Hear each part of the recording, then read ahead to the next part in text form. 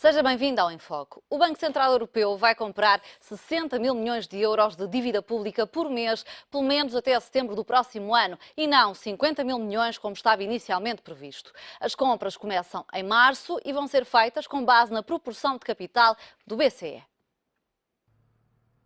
Ultrapassou todas as expectativas. O Banco Central Europeu anunciou o muito aguardado programa de compra de obrigações. Vão ser 60 mil milhões de euros por mês a partir de março, mais de 1 bilhão de euros até pelo menos setembro do próximo ano. Uma medida histórica que Mário Draghi espera que seja eficaz para aumentar a inflação até ao nível desejado, abaixo dos 2%. Under this expanded program, the combined monthly purchases of public and private sector securities will amount to 60 billion euros. They are intended to be carried out until end September 2016. A compra de ativos vai ser feita pelos bancos centrais nacionais, com base na cota de cada país no BCE. Portugal deve ficar com uma fatia de 2,5%. Caso haja perdas, vão ser partilhadas. O BCE assume 20%, os bancos centrais nacionais assumem os restantes 80%. With regard to the sharing of hypothetical losses, the Governing Council decided that purchases of securities of European institutions, which will be 12% of the additional asset purchases and which will be purchased by the NCBs, will be subject to loss sharing.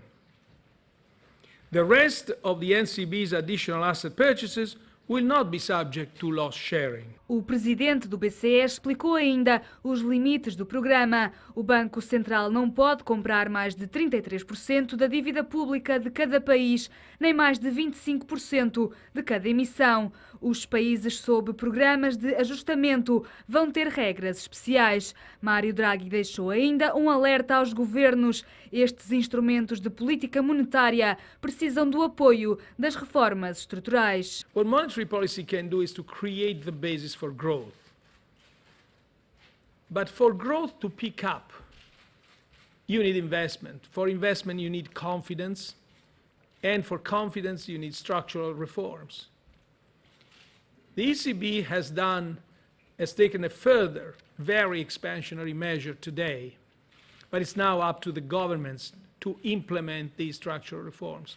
And the more they do, the more effective will be our monetary policy. O programa ficou acima das expectativas dos mercados, que apostavam no montante total entre os 500 e os 700 mil milhões de euros. É o último grande trunfo de Mário Draghi, uma arma há muito aguardada pelos investidores, numa altura em que a inflação da zona euro caiu para terreno negativo em dezembro. Com as novas medidas de política monetária, o BCE espera que o índice recupere gradualmente este ano e no próximo. Vamos então olhar para este programa do BCE com Rui Moreira de Carvalho, economista. Olá, Rui, boa tarde. Bem-vindo ao Enfoque. Esta é a última arma do BCE?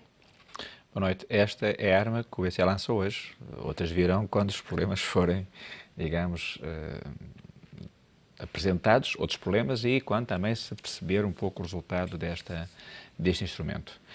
É considerado por todos um instrumento poderoso, pelo montante e pela abrangência do mesmo, mas também não é, a vossa peça trabalha muito bem, é um instrumento monetário, quer dizer, não é um instrumento de política orçamental, portanto não é a mãe das soluções que nós necessitamos. Ou seja, não vem fazer milagres por si só. Não vem fazer milagres por si só.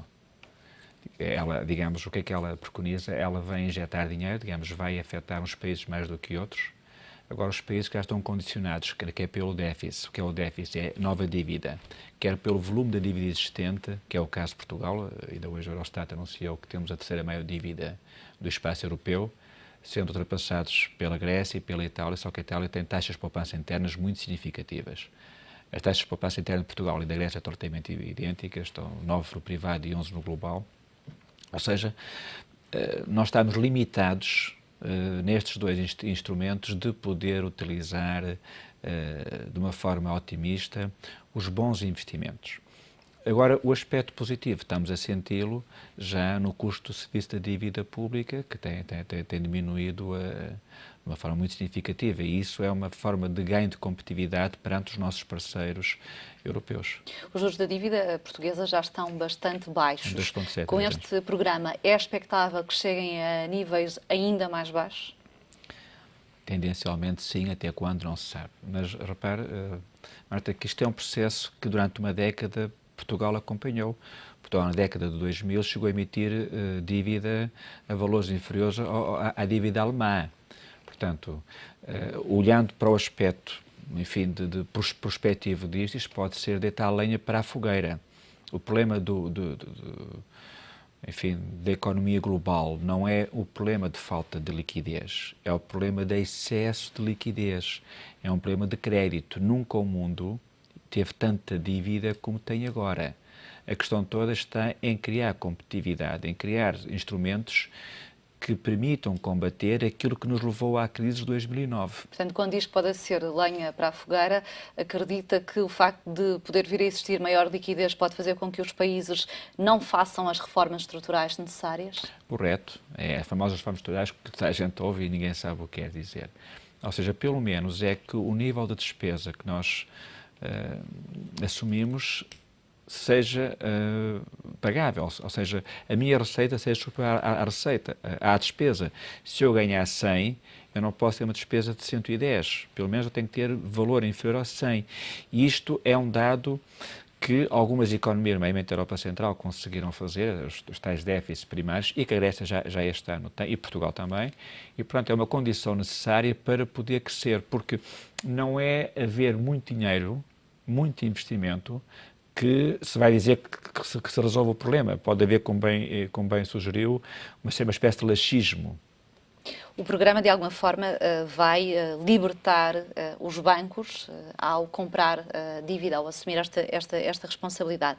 Como é que se garante que o facto da banca vir a ter mais liquidez, essa liquidez chega à economia real? A pergunta está muito bem colocada e, conhecendo o setor, a questão há uma chamada taxa de transformação. O que é a taxa de transformação dos bancos? É o nível de depósitos com o nível dos empréstimos realizados.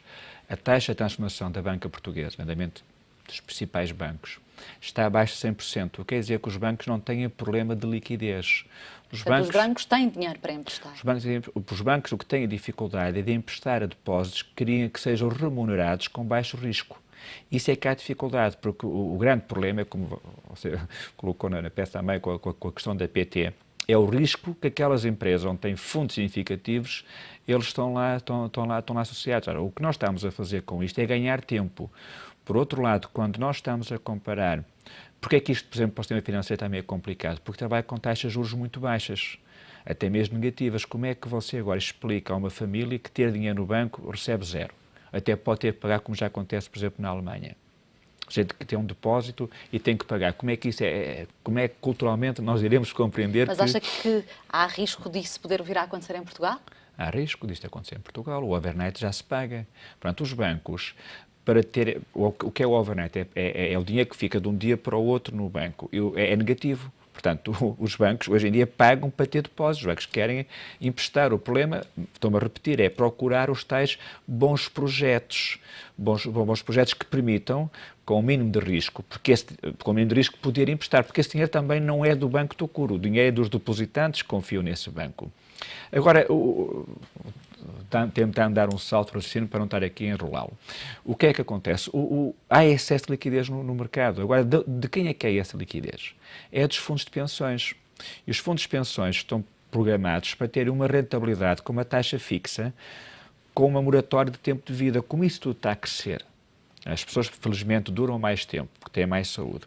E a sua remuneração não consegue ser, como bem sugere, se baixa a taxa de remuneração, os próprios fundos são remunerados também com taxas inferiores. Então, eles, se têm garantia que vão pagar uma reforma a uma pessoa, como é que eles agora é expectável que isso altere? Como é que é expectável que eles dêem uma garantia, por exemplo, de saúde para o resto da vida e, de repente, os custos com a saúde sobem de uma forma exponencial? Ou seja, há toda aqui uma panóplia social que tem que ser debatida, porque isto ainda leva a mais consequências na rentabilidade desses fundos de pensões que garantem um bem que nós todos estimamos, que a Marta espera e eu também, é quando chegamos à idade de reforma, haja algum dinheiro para nos repor aquilo que nós hoje estamos a descontar. Mas agora, com esse excesso de liquidez, como é que isso se resolve, no fundo? Pois, é a pergunta que se procura, é pelo menos pela responsabilidade, é procurando projetos que tenham taxas de produtividade ou de competitividade suficientes. Mas pode haver o risco dos bancos começarem a facilitar o crédito em demasia, justamente porque querem libertar esse crédito? Porque querem ganhar algum, porque senão, como bem coloca, que se não podem ter no banco porque estão a pagar juros, eles pagam, para ter um custo para estar no banco. O BCE cobra para ter esse dinheiro. Então eles querem emprestar. E diz bem, e há o risco de começar outra vez a entrar em especulação. Não é sem querer que o que é mais fácil especular, que é o imobiliário e os terrenos, começam a subir. Começam a subir com sinais que nós já conhecemos. Hoje em dia, repare... Ou seja, o preço das casas pode começar a aumentar e o crédito pode vir a ficar mais fácil. É isso? O crédito já era relativamente fácil, mesmo para as casas. Já os spreads já estão quase a voltar a valores que eram na década de 2000, quando houve a crise, em 2009. Mas depois é preciso entrar também aqui o lado da responsabilização, para não se entrar numa nova era de crédito excessivamente fácil. Esse é o tema que nós devíamos trabalhar muito. Eu que venho das ciências exatas, eu venho das matemáticas, portanto, é o tema da ética e o tema da responsabilização.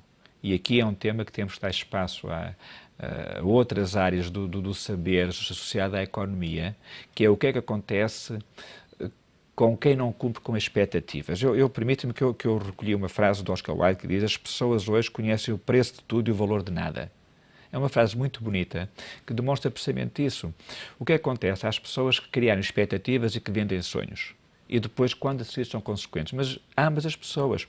Porque eu também estou a comprar... Eu tenho 52 anos. Se eu estou a comprar uma casa com crédito a 30 anos e 40 anos, qual é que é a expectativa que eu tenho de durar essa idade? É um risco elevado.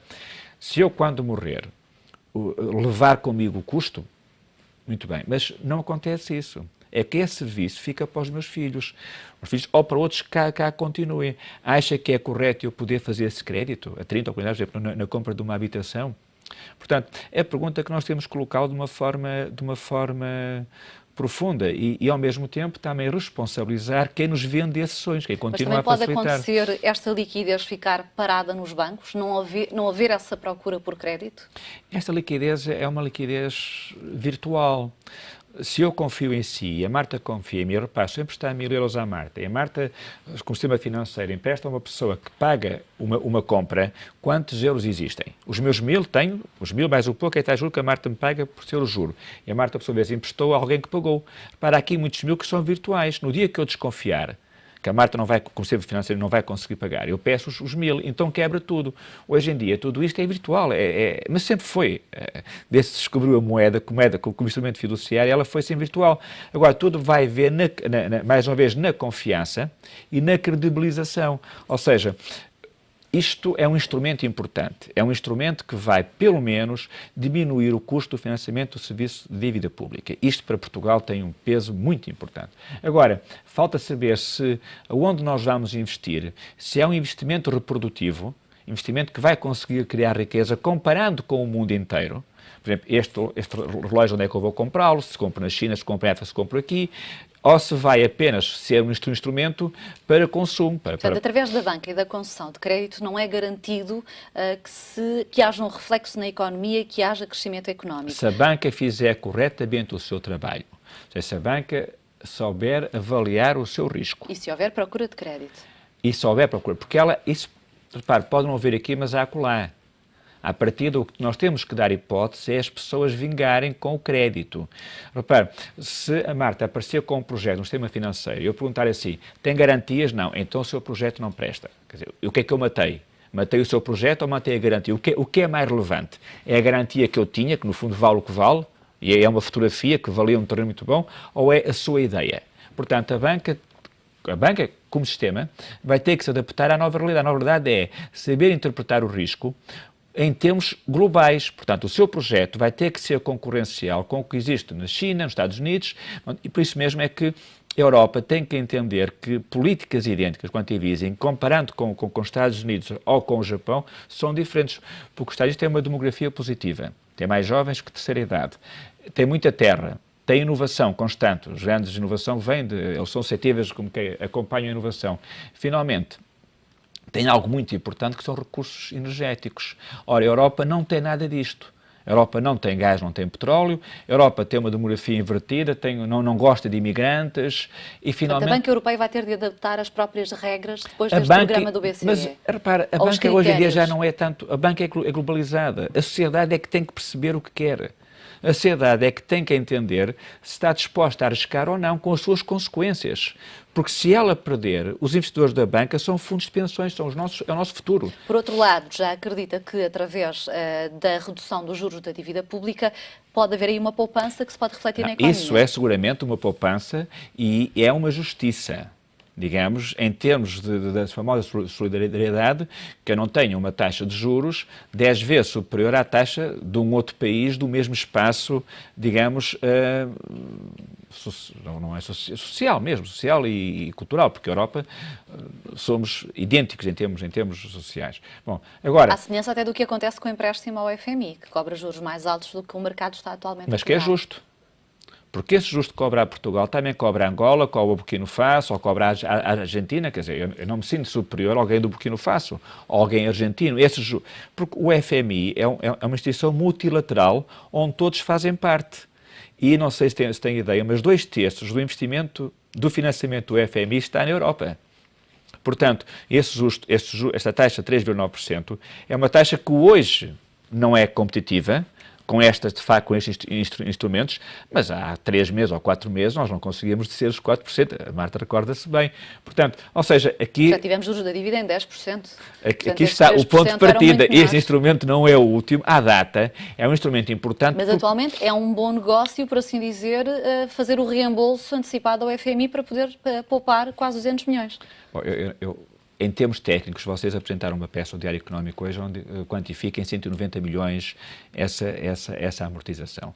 Portanto, é uma amortização, estamos a falar em 15 mil milhões e penso que há uma almofada desse montante já pressuposta. Agora, se isto se mantiver, se este instrumento se mantiver um intervalo de tempo e não houver flutuações, porque sabe que tudo isto na economia, de um momento para o outro, dispara, né? Convém que nós tenhamos uma almofada, pelo menos para 6 meses, 1 ano, garantia, porque estamos em situações muito complicadas, e de facto amortizar, se permite poupar 190 milhões, acho que vale a pena fazê-lo. E isto, segundo a informação disponível, que, digamos, foi que feito anunciaram. com base na Irlanda, para já são números provisórios. Outras questões que são mais políticas e em relação ao BCE, a partilha de risco. Como é que o BCE conseguiu que a Alemanha aceitasse esta mutualização? Isto diz bem, isto é uma espécie de mutualização, que também era um processo já considerado. Não é mutualização, porque 20% ficam, penso que são 20, não é? 20 é partilhado 20, e 80% fica no balanço de cada Banco Central. 20% fica no balanço, portanto, não é mutualização é se fosse na globalidade. Mas é bem, recordámos-nos que várias vezes afirmei que a mutualização era um processo que estava no caminho, mas o primeiro passo era criar condições de competitividade, ou seja, de eu, pelo menos, ganhar alguma disciplina orçamental. Isso aconteceu. A primeira etapa é perceber que, de facto, nós criamos condições, pelo menos, de não aumentarmos a dívida. Isto está a acontecer este ano. Portugal já vai diminuir em termos nominais a sua dívida em termos globais. Vai passar de 127 para 126, enfim, é muito pouco, mas já começa a tendência de diminuição da dívida. Então, a partir daí, eu entro num comportamento que é socialmente aceitável. Isto porquê é que acontece? Porque o cidadão da Alemanha está a contribuir, está a apoiar-nos a nós na nossa tentativa de recuperação. É justo que eu diga que, ao menos, estou a tentar fazer esse esforço. Portanto, mas isto, na prática, o que é que significa? Se houver incumprimento de um país, significa que parte do risco é partilhado? Eu não sou jurista, tenho alguma dificuldade em perceber isso, mas do que entendo, partilho a sua opinião. Portanto, no balanço estão 20% do risco que vão para lá, É um primeiro passo. 80% fica no balanço, havendo risco. Foi assim que eu entendi. 80% fica no balanço dos bancos nacionais. 20% fica no balanço do Banco Central Europeu. Com o tempo, e com o tempo estamos a falar de anos, no fundo nós precisamos sempre de tempo. E no atual contexto, o BCE deve incluir também a Grécia, que vai ter eleições no dia 25? Está previsto que a Grécia, eu penso... E se ganhar o Syriza? Eu penso que vai ser bom que ganhe o Syriza, porque vai mostrar um cenário alternativo.